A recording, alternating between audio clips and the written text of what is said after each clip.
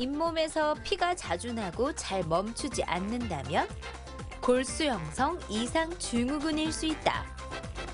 다소 생소한 이름을 가진 골수 형성 이상 증후군은 골수에서 혈액을 만들어내는 과정에서 심각한 이상이 발생한 여러 가지 질환을 말하는데, 증상이 비교적 서서히 진행되기는 하지만 환자의 무려 30%가 혈액암인 급성 골수성 백혈병으로 이어진다고. 톡톡 건강 토크, 오늘은 병명조차 생소한 골수 형성 이상 증후군에 대해 자세히 알아본다.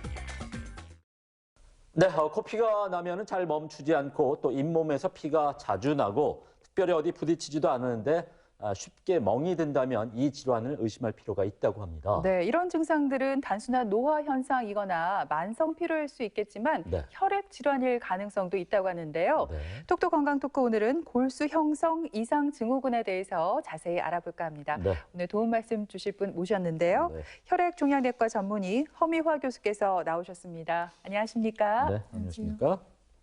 네, 골수 형성 이상 증후군 병명부터 다소 생소한데 우선 3분 브리핑을 통해서 골수 형성 이상 증후군이 어떤 질환인지부터 함께 설명을 들어보도록 하겠습니다.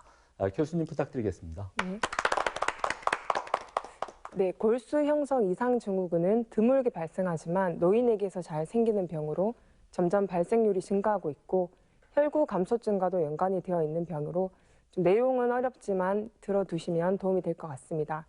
먼저 골수가 무엇인지 설명을 드리겠습니다. 골수는 쉽게 피를 만들어내는 공장이라고 생각하시면 되는데요.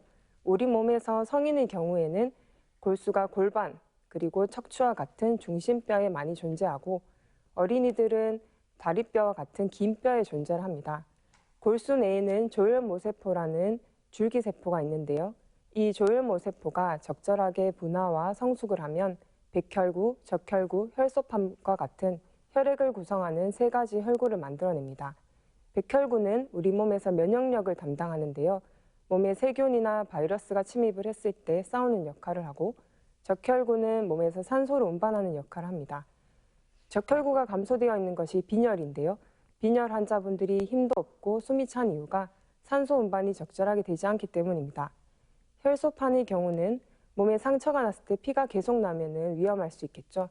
그래서 피를 응고를 시켜서 지혈을 시켜야 되는데 이 작용에서 가장 먼저 작용을 하는 것이 혈소판입니다. 우리 몸의 이 세 가지 혈구의 수치와 모양 그리고 기능이 적절하게 유지가 되어야지 이런 중요한 역할을 잘 할 수가 있겠죠. 각 병원마다 기준치가 조금 다를 수는 있지만 일반적으로 백혈구는 4,000개에서 10,000개, 적혈구 혈속수는 남자는 13에서 17, 여자는 12에서 16, 혈소판의 경우 13만 개에서 40만 개 사이를 정상이라고 합니다. 이 혈구 수치보다 더 감소가 되어 있다면 혈구 감소증이 있다. 환자분들에 따라서는 피가 부족하다던데요, 피가 모자라던데요, 이런 얘기를 듣고 오시기도 합니다. 지금 보여드리는 그림은 골수 검사에서 세포의 모양을 현미경을 통해서 바라본 그림인데요. 가장 왼쪽에 이렇게 세포의 각각 분화를 다양하게 보이는 정상 모양과는 달리 중간에 있는 그림에서 큰 세포가 모양도 크고 색도 이상하고 주변에 막 지저분하게 보이는 것이 형성 이상 세포입니다. 골수 형성 이상 증후군은 이러한 형성 이상 세포가 존재하여 골수 기능이 저하되기 때문에 혈구 수치가 감소하게 되고요. 가장 오른쪽에 있는 그림은 아세포, 백혈병 세포로 우리 몸에서 미성숙한 악성 세포라고 보시면 됩니다. 이 아세포가 20%를 넘으면 급성 백혈병이라고 합니다. 골수 형성 이상 증후군에서는 모양이 이상한 세포와 이 아세포가 20%는 넘지 않는, 그래서 점점 진행을 하면 백혈병으로도 진행할 수 있는 병입니다. 그래서 이전에는 백혈병 전 단계 병이라고 해서 전백혈병이라고도 불리기도 하였습니다. 그리고 이 병의 끝에 증후군이라는 말이 붙었죠. 증후군이라는 것은 여러 가지 증상과 징후가 있으면서 원인이 불분명한 경우에 증후군이라는 말을 붙습니다. 이 병은 증상도 다양하고 예후와 질병 경과가 매우 다양한 병으로 환자들마다 상태가 다 다르기 때문에 적절한 치료가 필요합니다.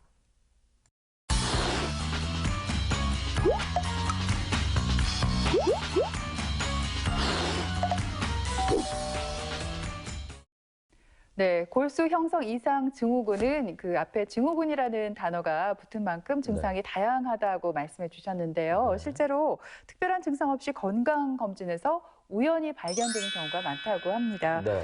실제로 이 병을 앓고 있는 분들 교수님 얼마나 되나요?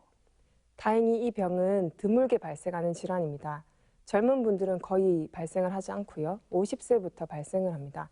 50세 이후에서는 나이가 들수록 점점 발생률이 증가하고 남자의 경우에는 여자보다 1.8배 정도 더 많이 발생하는 것으로 알려져 있습니다.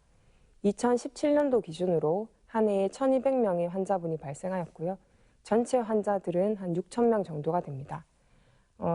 들어보시면은 수치가 적죠. 하지만 2008년도에는 전체 환자분이 1,600명 정도가 계셨거든요. 10년 사이에 거의 4배 정도 발생률이 증가하고 있고 또 노인 인구가 많아지면서 점점 더 발생률이 증가할 것으로 기대하고 있는 병입니다. 네, 이 병은 20에서 30%의 환자분들은 특별한 증상이 없이 건강검진이나 다른 이유로 병원을 찾으셨다가 혈구가 감소되었다는 이야기를 듣고 오시기도 합니다. 그리고 빈혈 때문에 피로감이나 어지러움, 숨이 찬 증상을 호소하시기도 하고요. 백혈구가 감소되어 있으면 발열, 감염과 같은 증상으로 오기도 하고 혈소판 감소로 인해서 출혈과 멍이 잘 드는 증상을 호소하시기도 합니다. 그리고 골수 기능이 저하가 되면 간이나 비장이 커지기 때문에 이로 인한 복부 불편감이나 황달을 호소하시기도 하고요. 또 자가 면역 질환과 동반되는 경우가 있는 경우에는 구내염이나 발진 등의 증상도 호소하시기도 합니다. 그렇군요. 이 골수 형성 이상 증후군이 백혈병의 전 단계라는 의미에서 전백혈병 교수님 이렇게 불린다고 하셨잖아요. 왠지 느낌적인 느낌으로는 예후가 굉장히 안 좋을 것 같아요. 어떻습니까? 골수 형성 이상 증후군의 예후도 매우 다양합니다. 우리가 이 병이 어떻게 흘러갈지 질병의 경과를 예측해야지 적절한 치료를 할 수 있기 때문에 예후를 예측하는 것이 중요한데요. 국제 예후 점수 시스템을 통해서 예후를 예측하는 것을 저위험군, 중간위험군, 고위험군으로 나누고 있고 이렇게 위험군을 나누는 기준으로 골수 안에 아세포, 즉 백혈병 세포가 얼마나 있는지, 혈구 감소증이 어느 정도인지, 염색체 이상이 어떤 것이 있는지에 따라서 예후를 예측할 수가 있습니다. 국제 예후 점수 시스템은 제가 만든 건 아니고요. 전 세계의 유럽이나 미국의 다양한 전문가들이 다 모여서 같이 만들어서 한 20년 정도 같이 쓰고 있는 시스템인데요. 아세포의 퍼센티지 정도가 얼마나 있는지, 그리고 혈구 감소증은 어느 정도인지, 한 가지만 혈구 감소가 있는지, 두 가지, 세 가지인지, 또 염색체가 좋은 염색체인지 나쁜 염색체인지에 따라서 이렇게 점수를 매기고요. 점수를 이렇게 위험군으로 나눕니다. 예를 들어서 어떤 환자분이 골수세포에서 아세포는 2% 정도가 있고 혈구 감소증은 빈혈이 약간 있는 정도, 또 염색체는 좋은 염색체를 보인다면 0점으로 저위험군이 되겠죠.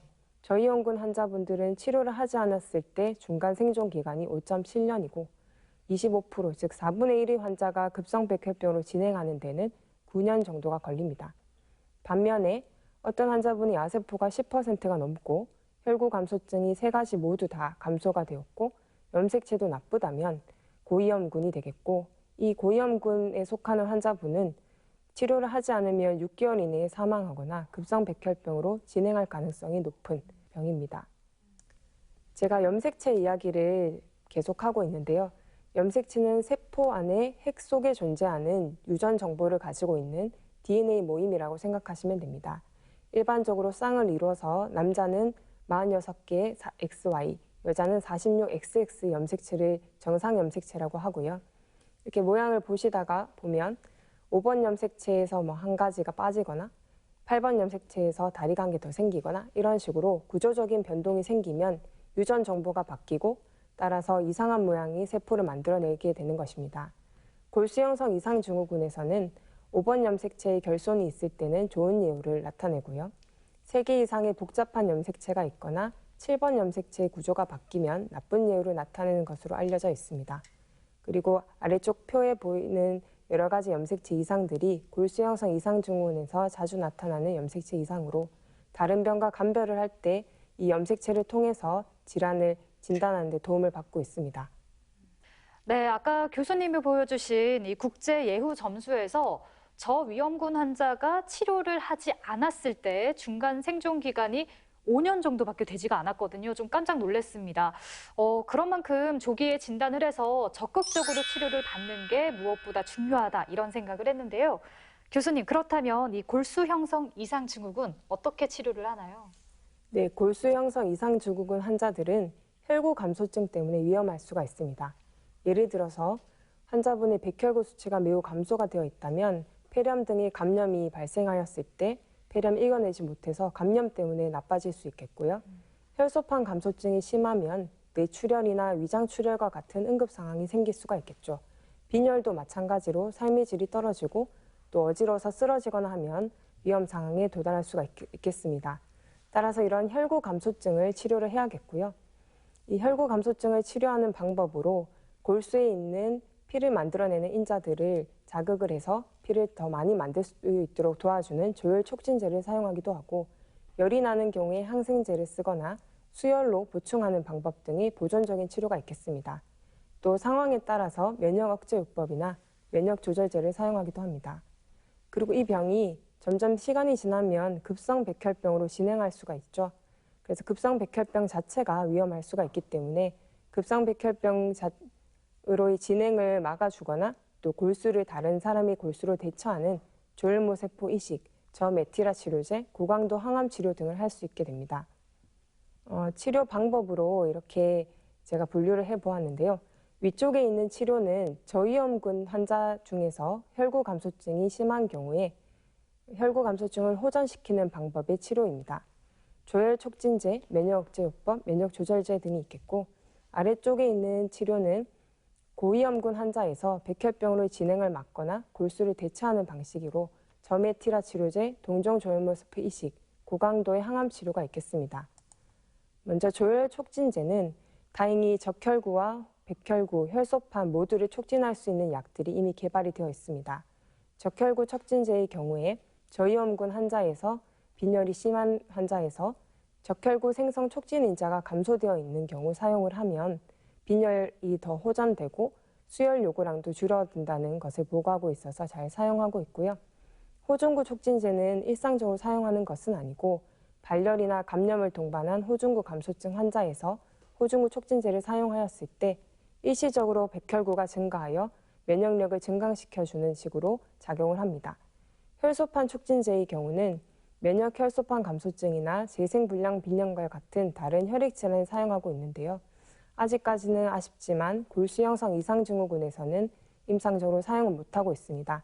하지만 점점 연구 결과가 혈소판 촉진제도 도움이 된다는 결과들을 보고하고 있어서 조만간 사용을 하여 혈소판 호전에도 도움을 줄 수 있기를 바라고 있습니다. 그리고 항흉선 면역글로불린과 사이클로스포린을 사용하는 면역 억제요법이 있는데요. 면역 억제요법은 토끼 혈청에서 추출한 항흉선 면역글로불린과 면역 억제제인 사이클로스포린을 이용하는 것인데요. 이거는 모든 골수 형성 이상 증후군 환자에서 효과적인 것은 아니고 골수 세포수가 감소되어 있는 저세포성 질환, 발작성 야간 혈색소 요증이 동반되어 있는 젊은 환자에서 혈구 감소를 호전시킨다는 보고가 되어 있어서 사용할 수가 있습니다. 네, 그리고 면역 조절제는 5번 염색체 결손 골수 형성 이상 증후군 환자에서 사용할 수가 있는데요. 원래 레날리도마이드라는 다른 혈액암 중의 일종인 다발골수용에 쓰이던 약제를 5번 염색체가 이상한 골수 형성 이상 증후군에서 사용을 하였더니 적혈구가 호전이 되어서 수혈이 줄게 되었고 또 5번 염색체도 없어져서 정상적인 염색체가 된다는 것이 50% 이상의 환자에서 보고가 되어 있었습니다. 하지만 5번 염색체뿐만이 아니라 다른 염색체 이상이 있는 경우에는 이 약을 사용하여도 효과가 미미하고 또 재발이 잘하기 때문에 5번 염색체 단독 골수 형성 이상 증후군에서 좀 더 효과가 있고요. 이 약 자체가 우리 몸의 혈전증의 위험도를 높이기 때문에 이전에 동반 질환이 있는 환자에서는 주의를 요하는 약제입니다. 그 다음으로 저메티라 치료제가 있는데요. 이 저메티라 치료제는 골수 형성 이상 증후군 환자에서 백혈병으로의 진행을 막아주는 약제로 종양 억제 유전자를 활성화시켜 이상한 세포의 발현을 좀 늦춰주는 방식으로 작용을 합니다. 약제는 두 가지로 아자시티딘이라는 약제와 데시타빈이라는 약제가 있습니다. 이 약제는 4주마다 7일 동안 또는 5일 동안 피하 주사와 정맥 주사로 이용을 하는데요. 두 가지 약제의 효과와 부작용은 비슷한 것으로 알려져 있고 다만 병원마다 또 환자의 그런 상황마다 어떤 약제를 선택할지는 경우를 보고 선택을 하게 됩니다. 이 약은 고위험군의 골수형성 이상증후군 환자나 저위험군 중에서 혈구 감소증이 다른 치료에도 호전이 되지 않을 경우에 사용을 했을 때 혈구 감소증이 호전되어 수혈 의존도를 감소시키고 고위험군에서 생존 기간이 연장되었다는 결과를 보고하는데요. 우리가 항암 치료를 하면 토하고 머리도 많이 빠지고 밥도 잘 먹지 못하는 합병증이 심할 것으로 예상을 하는데 저메티라 치료제는 합병증이 적고 외래에서도 1시간 안에 투약이 가능한 외래에서 치료가 가능한 약제입니다.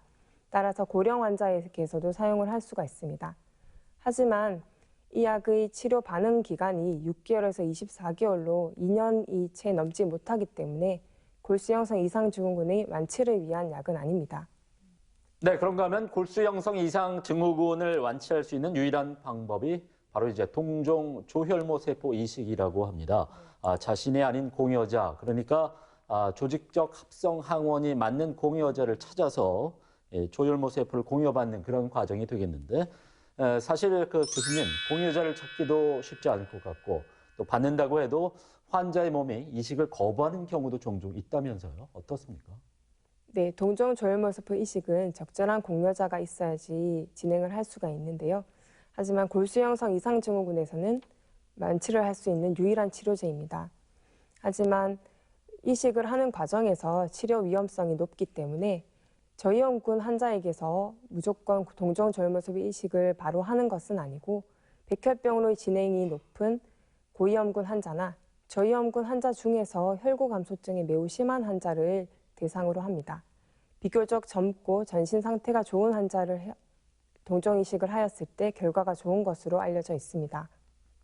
골수형성 이상증후군은 골수에서 이상한 세포가 만들어져서 골수 기능이 저하되어 혈구 감소증을 유발하고 점점 더 안 좋은 세포를 만들면 급성 백혈병으로도 진행할 수 있는 병입니다. 환자분들은 무증상부터 다양한 증상을 호소하시고 또 분류도 다양하게 나눌 수가 있고요. 아세포 정도와 혈구 감소증이 어느 정도인지, 염색체가 어떤 염색체인지에 따라서 저위험군과 고위험군으로 나누어 적절한 치료를 해야 되는 병입니다. 저위험군 환자들은 혈구 감소증을 치료할 수 있는 조혈 촉진제나 수혈요법, 항생제, 그리고 면역 억제요법 등을 사용을 하고요. 고위험군의 경우는 백혈병으로의 진행을 막도록 저메티라 치료와 골수를 대체할 수 있는 이식 등을 진행하는 병으로 정리를 할 수 있겠습니다. 골수 형성 이상 증후군이 들으신 대로 뭐 종류도 다양하고 또 원인도 불분명하다 보니까 환자 입장에서는 정확한 원인을 교수님 알지 못할 것 같아요. 근데 환자분들이 이런 걱정 많이 하실 것 같아요. 혹시나 뭐 유전되지는 않을지, 또 오늘 여러 번 혈구 감소증 말씀을 하셨잖아요. 혈구 감소증이 있으면 아무래도 이 증후군 확률이 높은 건가요? 우선 골수형성 이상증후군은 정확한 원인을 찾기는 어렵습니다. 그리고 제가 말씀드렸던 염색체나 유전자는 살면서 후천적으로 획득이 되는 유전자로 자녀분들에게 유전이 되는 것은 아닙니다. 다만 항암 치료 등을 하고 난 후로 골수형성 이상증후군이 생기는 경우가 있는데요. 유방암 환자에서 항암 치료를 하고 난 뒤 1%, 악성 림프종 환자에서 항암 치료 후에 15% 정도까지 골수형성 이상증후군이 발생한 것으로 보고되어 있습니다. 또 방사선에 노출이 되거나 벤젠과 같은 독극물에 노출된 경우에도 골수형성 이상증후군이 생길 수가 있고요. 재생불량 빈혈이나 다른 골수 질환으로 진단을 받았다가 시간이 지나고 나서 골수형성 이상증후군으로 진단이 바뀌는 경우도 있는데 이렇게 진행도 할 수 있는 병입니다. 또 자가 면역 질환으로 치료받던 중에 진단되기도 합니다. 그러면 혈구 감소증이 있으면 모두가 골수형성 이상증후군인가? 그것은 아니고요. 제가 초반에 백혈구와 적혈구, 혈소판의 기준치를 말씀을 드렸는데요. 이 혈구보다 조금 더 수치가 감소되어 있는 경우는 크게 걱정을 하지 않으셔도 됩니다. 골수형성 이상증후군은 백혈구, 적혈구, 혈소판이 최소 기준치보다는 좀 더 낮은 질환이고요. 그리고 적혈구 감소의 경우가 빈혈인데 빈혈의 원인은 매우 다양합니다. 이렇게 혈구가 모두 감소되어 있는 병 중에서 재생불량 빈혈이 있을 수가 있고요. 엽산이나 비타민 B12와 같은 피를 만드는 데 도움이 되는 재료가 되는 비타민이 부족한 경우에도 혈구 감소증이 유발이 될 수가 있고, 특히 엽산과 비타민 B12는 위장이나 대장 수술을 받은 환자분이나 영양이 매우 결핍되어 있는 환자분들이 부족할 수가 있기 때문에 이러한 수치를 검사를 하여 감소가 되어 있는 경우에 공급을 적절하게 하면 혈구 감소증도 호전되는 것을 기대할 수가 있습니다. 또 자가 면역 질환이 있을 때도 혈구 감소증이 있을 수 있고요. 간 경화 같은 간 질환이 있을 때 비장이 커지기 때문에 이로 인한 혈구 파괴로 혈구 감소증이 유발하기도 하고, 약물을 이전에 드시지 않던 것을 드시거나 고농축되거나 여러 가지 재료가 섞여 있는 약을 드셔도 발생을 할 수가 있고, 술을 많이 드셔도 엽산이 감소하고 또 간이 나빠지기 때문에 혈구 감소증이 동반될 수가 있습니다. 또 바이러스 감염 후에도 혈구 감소증이 생겨서 바이러스 감염이 좋아지면 호전되는 것을 확인할 수가 있어서 혈구 감소증이 있다고 모두 골수 형성 이상 증후군이라고 지레 겁먹지 마시고, 만일 혈구 감소증이 지속되는 상황이면 전문의를 찾아서 원인이 무엇인지를 밝히는 것이 중요하겠습니다. 네, 이 골수 형성 이상 증후군과 감별이 필요한 질환으로 이 재생 불량 빈혈이 있다고 합니다. 둘 다 골수에서 적혈구를 잘 만들지 못한다는 공통점이 있는데, 교수님, 서로 어떻게 다른 건지 궁금하고요. 또 앞에서 저메티라 치료에 대해서도 설명을 해주셨는데, 그러면 이 치료를 언제까지 받아야 할까요? 네, 먼저 재생불량 빈혈과 발작성 야간 혈색소뇨증을 말씀을 드리려고 합니다. 이 병을 이야기 드리는 이유는 이렇게 그림처럼 재생불량 빈혈과 발작성 야간 혈색소뇨증, 골수 형성 이상 증후군이 이렇게 겹치는 부분이 있기 때문인데요. 재생불량 빈혈은 쉽게 골수가 파괴되어 세포수가 많이 부족해져서 피를 잘 못 만들어내는 병이고요. 발작성 야간 혈색소뇨증은 적혈구가 파괴되도록 유전자 클론이 존재하는 병으로, 오른쪽 그림처럼 왼쪽이 그 아침 소변이 붉고 점점 시간이 지날수록 소변이 정상화되는 그러한 증상을 호소를 하시는데요. 재생불량 빈혈과 골수 형성 이상 증후군, 발작성 야간 혈색소뇨증을 완전히 구별하기는 어렵습니다. 골수 형성 이상 증후군에서도 세포수가 적은 저세포성 질환이 있을 수도 있고요. 요즘에는 염색체 유전자가 골수 형성 이상 증후군의 특징적인 것을 밝혀서 적절하게 진단을 할 수 있도록 도움을 받고 있습니다. 저메티라 치료 후에 혈구 수치가 증가를 하면 계속 치료를 하시도록 권고를 하고 있습니다. 이유는 대개 2년 뒤에는 이 치료 효과가 감소하여 혈구 감소증이 다시 발생하거나 급성 백혈병으로 진행할 수 있기 때문인데요. 이 치료가 질병의 진행은 늦출 수 있지만 완치는 어렵습니다. 따라서 이 치료를 하는 동안에도 이식이 가능하다면 이식을 진행하는 것이 좋겠습니다. 네, 앞에서 골수 형성 이상 증후군에 완치할 수 있는 유일한 치료 방법은 조현모 세포 이식이라고 말씀해 주셨는데요. 네. 이게 좀 위험률이 높다고 하셨어요. 네. 치료 성적은 어떤지 궁금합니다. 그리고 평소 백혈구 수치가 낮은 편이라면 어떤 점들에 주의를 해야 할까요? 네, 조혈모 세포 이식은 환자의 나이나 공여자가 어떠한지, 전처치 항암을 무엇을 사용하였는지, 질병과 염색체 유전자 상황에 따라 매우 다양합니다. 5년 전에 보고된 바로는 50세 이하의 환자에서 40% 정도의 환자가 장기 생존을 하고 있다고 보고하였는데, 이때 기준이 50세 이하이기 때문에 나이가 더 있으신 분들은 안 좋은 결과를 초래할 수가 있고요. 30% 정도의 환자는 이식 후에 감염이나 이식 편대 숙주 질환과 장기 부전 등으로 사망을 하기도 하기 때문에 조혈모 세포가 반드시 필요한 환자를 적절하게 선택을 하여 치료를 하는 것이 중요하겠습니다. 만일 백혈구 수치가 낮다면 감염의 위험도가 있기 때문에 조심을 하셔야 되는데요. 백혈구 중에서도 세균 감염에 중요한 호중구 수치가 중요한데, 호중구가 특히 500개 미만으로 매우 많이 떨어져 있는 경우에는 위험도가 굉장히 높아집니다. 이러한 경우에는 날 것이나 상한 음식을 주의를 하셔야 되고요. 애완동물 그리고 화분이나 꽃병에 세균이나 곰팡이가 서식을 할 수 있기 때문에 피하는 것이 좋겠습니다. 요즘 손위생과 마스크 착용을 잘하고 계시죠? 그리고 사람이 밀집된 곳이나 이제 독감이 돌면 독감 환자 등과 같은 아픈 분들과는 접촉을 피하는 것이 좋겠습니다. 이렇게 예방을 못한다면 빨리 처치를 하는 것이 중요한데요. 고열이 나면 참지 마시고 항생제와 호중구 촉진제 치료가 필요할 수 있기 때문에 가까운 센터나 멀리 다니고 계시던 센터를 찾아서 원인을 밝히고 치료를 하시는 것이 중요하겠습니다. 네, 이렇게 지금까지 들으신 것처럼 코나 잇몸에서 피가 자주 나면서 잘 멈추지 않고 또 작은 충격에도 멍이 잘 생기고 만성 피로감이 심하다면 가까운 병원에서 혈액 검사를 꼭 한번 받아보시길 바라겠습니다. 네, 이상 증상이 있을 때는 병원에서 정확한 검사를 받는 것이 내 건강을 지키는 지름길이 된다는 점 잊지 마시기 바랍니다. 네.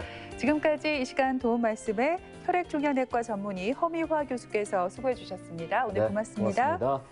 김철원 씨, 장혜은 씨 두 분도 수고했습니다.